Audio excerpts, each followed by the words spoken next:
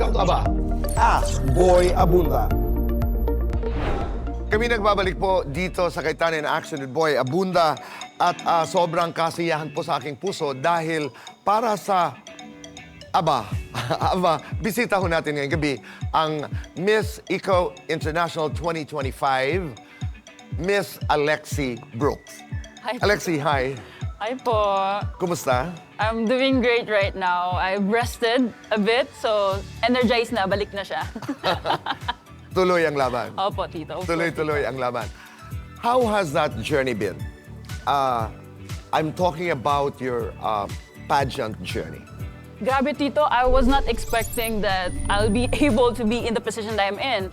Because way back to when I was a kid, that I watched the TV, I saw Venus Ra, and I told myself that one day, I want to be that woman. The next thing I know, I never gave up. I'm sorry, it was 2011. Opo. So you were watching TV, napanood mo si Venus, and then, what were you telling yourself? Kasi like, parang I grew up, and whenever I opened, of course, the television, I would rarely see women of color.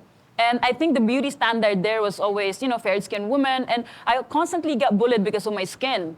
So I told to myself, I thought, you know what, I was not good enough. I thought there was no place for me out there in the world.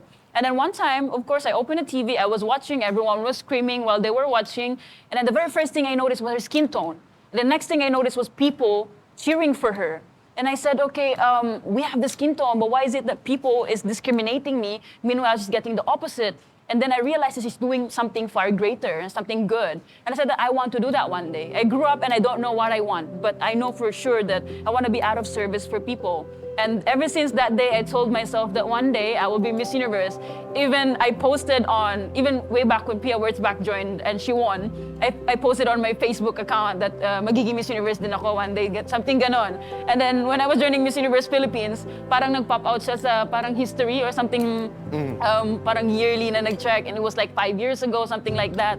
So nakakagulat that when I joined Miss Iloilo, I won, and of course I joined because I wanted to make my grandma proud. And then when I got into the Miss Universe Philippines, I was not expecting na, I would perform somehow. I was not expecting the amount of people who was supporting me, who was loving me because of my story, because of my grandma and everything that I am. Na parang before I thought I was no good. I thought I was just an athlete, or maybe my complexion is, parang hindrance to success.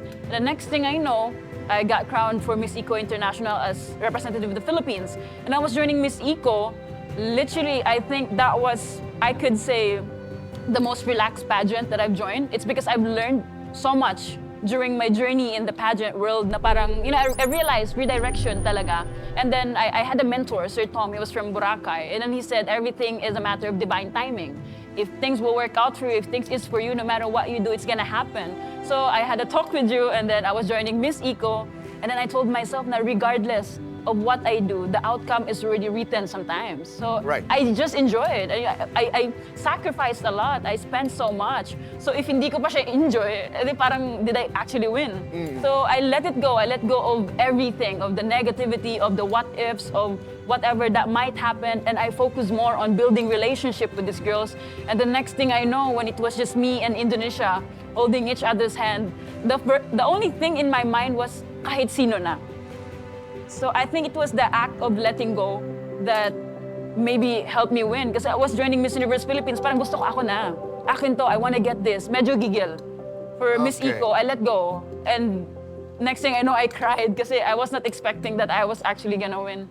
Okay, what a journey. Diba? Pero umpisa natin doon sa kabataan because ang narinig ko, people were telling you who you were. Maitim ka, you were bullied, you have a different skin tone, you're no good. Saan ang gagaling yun? Oh, I barely really talk about my childhood. I think it's because it was really traumatizing for me.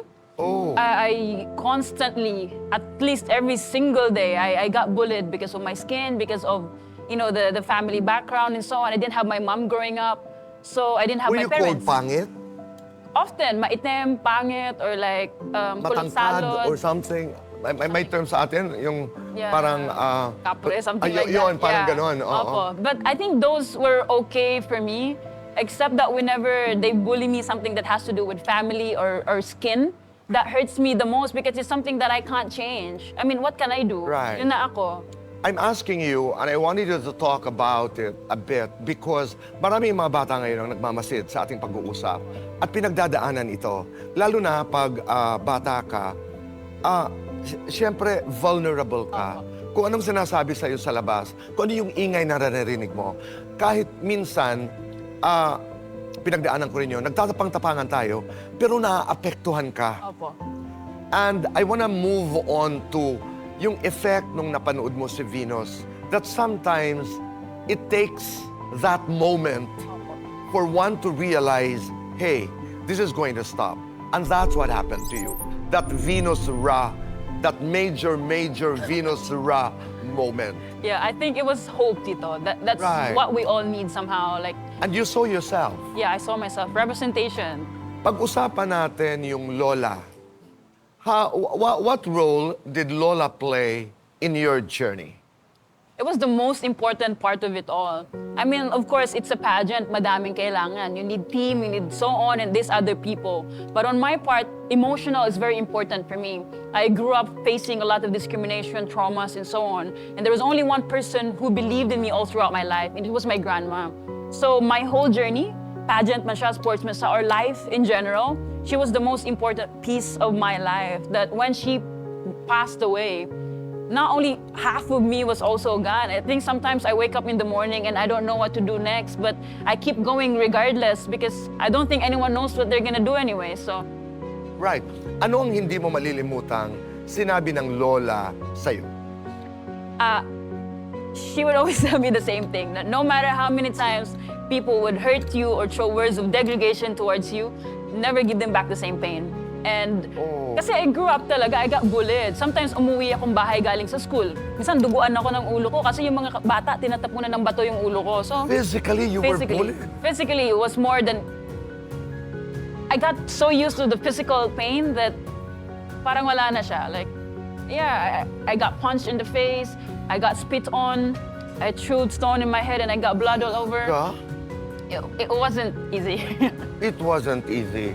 So yung decision mo to join Miss Iloilo muna, di ba? Opo. What were you thinking? Were you thinking about Venus Ra? Were you thinking about Pia Wurzbach? What were you thinking? I think it was just the fact that I was a black girl. And that same black girl that is gonna represent is the same black girl that went through so much. She got discriminated. She got bullied. People told her she can't. And right now, I had that opportunity, one night, 2 hours, that will change my whole life. And I'm so thankful to God that I took that risk. Right. So from Iloilo, you joined the Miss Universe Philippines. Opo. Hindi pwedeng hindi ka man-notice doon. Primarily not because of your color, but because of that walk. Di ba? I mean, did you realize that people were talking about you because you had a very, very strong pasarela? Oo. Ano yun?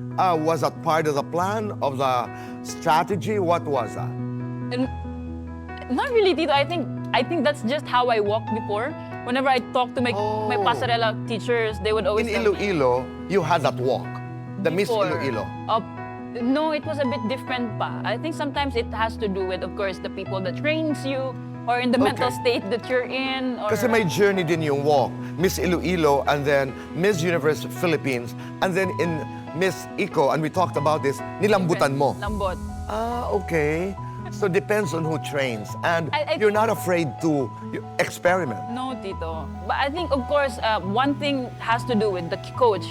But then later has to do with experience also. I realized when I was in Miss Iloilo, I had fun because it's my home base and people wants to see me do good. Right. When I was in Miss Universe Philippines, it was my time to tell my story to people that I went through so much, that I am strong. And then I was competing for Miss Eco. My grandma just died and I was vulnerable. And of course, on behalf of Senators Alan and Senators Alan and Pia, on behalf of our lawyers, lahat ng bumubuo ng Cayetano and Aksyon with Boy Abunda, we are proud of you and congratulations because you are now the reigning Miss Eco International 2025. Thank you, Tito. What's next? I'm not sure where life's gonna take me. I'm just a boat and I'd love to do more in life. Yeah. I'd love to be out of service for people. And as my grandma would always tell me, be nice and give back to those people who helped you. So I want to give back to everyone, to those little kids who've been cheering on me, to those old people who's been praying for my success. This is where I want to devote my life into. At saka continue to tell your story. Opo. Because by doing so, you continue to inspire so many people. Maraming salamat. But sa lahat ng ating pinag-usapan, napapabayaan mo ba ang iyong puso? No, Tito. Don't. No. Are you happy? Of course, Tito. Is there anybody making you happy in Yes, that Tito. sense? I'm really glad. I'm not gonna ask you. How long have you been together? Almost a year. Oh, taga doon? Here?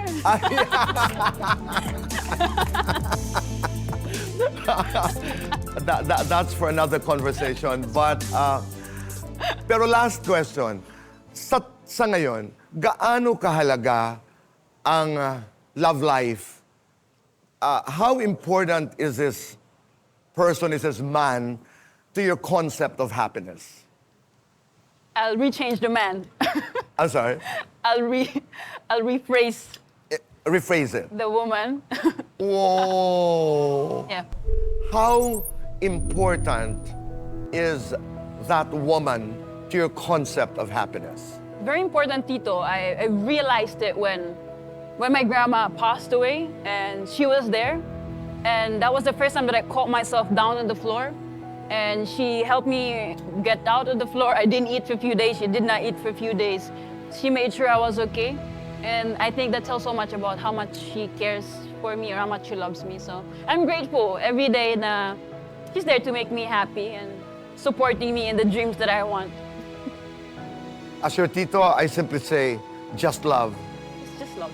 and be happy. Of course, Tito. And do not ever allow anybody again to steal that happiness. Of course. You deserve that. It's yours. Yeah, Thank you, Tito. it is yours. At mabuhay ka. Thank Mabuhay you. ang Reyna. Mabuhay ang Miss Eco International 2025. Mabuhay si Alexi Brooks. Thank you, Tito. Maraming salamat, Thank you so Alexi. much. Thank you so much. You have my love. You have my respect. Thank you. Thank you. And I will be seeing you every day. Yay! Huwag po kayong aalis dahil magbabalik pa po ang Cayetano in Action with Boy Abunda. Thank you. Action with Boy Alan.